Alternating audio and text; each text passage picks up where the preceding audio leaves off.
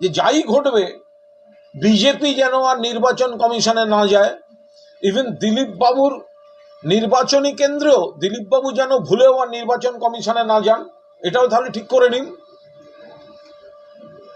আমরা মনে করেছি দিলীপ ঘোষ যে শব্দগুলো ব্যবহার করেছেন মুখ্যমন্ত্রী সম্পর্কে সেটা আপত্তিকর এবং নির্বাচনী আচরণবিধির বিরুদ্ধে।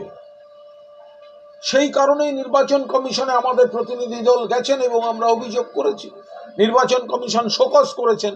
দিলীপ ঘোষকে শোকজের উত্তর দিতে হবে এবং নির্বাচন কমিশন যদি সত্যি নিরপেক্ষ হয় তাহলে দিলীপ ঘোষকে নিশ্চিতভাবে অন্তত 7 দিনের জন্য নির্বাচনী প্রচার থেকে তারা সাসপেন্ড করবেন। আমরা এই আশা রাখি পরবর্তী ধাপে যদি দিলীপবাবু এই সবগুলো চালিয়ে যান সেক্ষেত্রে তার প্রার্থীপদ খারিজের দাবি আমরা তো করেই এসেছি।